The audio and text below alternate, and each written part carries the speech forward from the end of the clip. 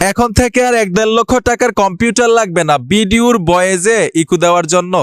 Normal একটা phone দিয়েই যে কোনো ভিডিওর ভয়েসটাকে আপনি ইকো করতে পারবেন। আমি জানি আমার কথাগুলো কারো বিশ্বাস হচ্ছে না, মোবাইল দিয়ে আবার ভিডিওর ভয়েস কিভাবে ইকো করে। ভাই যদি হয় তাহলে আমার বাড়িতে মিষ্টি পাঠাই দিয়েন, চলুন আমরা সবাই মিলে কাজটা শিখে আসি। আমি স্ক্রিনে চলে আসলাম। আজকে ভাই সকলের মনের ইচ্ছা পূরণ হবে। অনেক সময় দেখবেন ফেসবুকে ইউটিউবে এই ভিডিওগুলো বেশি পাওয়া যায়, খালি গলায় গান গাইতেছে, খালি গলায় আপনার গজল গাইতেছে, মানে সাউন্ডের মধ্যে ভয়েসের মধ্যে ইকো, ঠিক না? আজকের পর থেকে আপনিও এই কাজটা করতে পারবেন।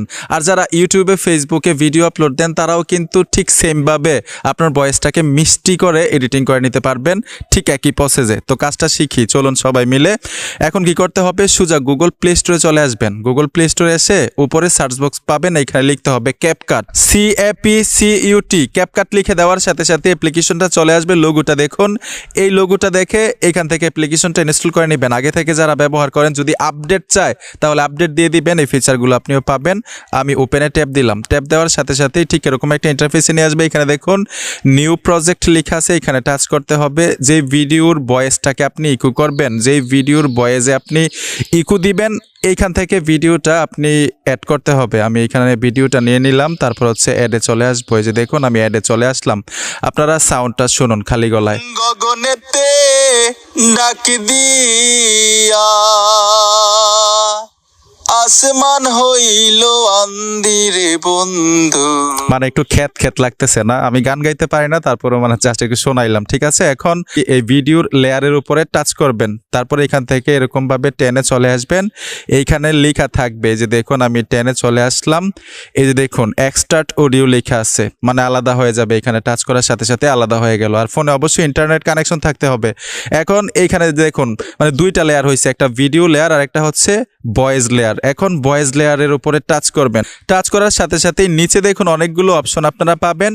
এইখান থেকে টেনে এই যে দেখুন এইখানে একটা অপশন আছে ভয়েস ইফেক্ট, আপনারা ভয়েস ইফেক্টে চলে আসবেন। ভয়েস ইফেক্টে আসার সাথে সাথেই নিচে অনেকগুলো সেটিংস পাবেন, এইখান থেকে আপনারা টেনে ইকুতে চলে আসবেন। এই যে দেখুন আমি এইখান থেকে টেনে ইকুতে চলে আসব, ঠিক আছে? এই যে দেখুন এইখানে লেখা আছে ইকু, এই দুইটা অপশন দিয়ে কাজ করবেন, MIC এবং ইকো। এই যে দেখুন আমি প্রথম অপশনটাতে টাচ করে দিলাম, সাউন্ডটা মানে এইখান থেকে দুইটা অপশন পাবেন। আমি এইখান থেকে উপরের যেই পার্সেন্টেজ আছে এখান থেকে আপনারা 70% দিতে পারেন অথবা মানে 60% দিতে পারেন। আমি 70% দিয়ে দিলাম। আর এইখান থেকে আমি 20% করে 25% করে দিলাম। এখন আপনারা সব মানে সাউন্ডটা শুনুন। ডাক দিয়া আসমান হইল আন্দিরে বন্ধু, আমি তোমারে নাম লইয়া। কে রে ভাই, এই শিল্পীটাকে অস্থির গান গায় না? আসলে ইকো দেওয়ার জন্য কিন্তু মানে সাউন্ডটা মানে শব্দটা সুন্দর হয়ে গেছে। ঠিক এইভাবে কিন্তু যে কোনো ভিডিওতে আপনি ইকো সেট করতে পারবেন ভয়েসের মধ্যে, ঠিক আছে?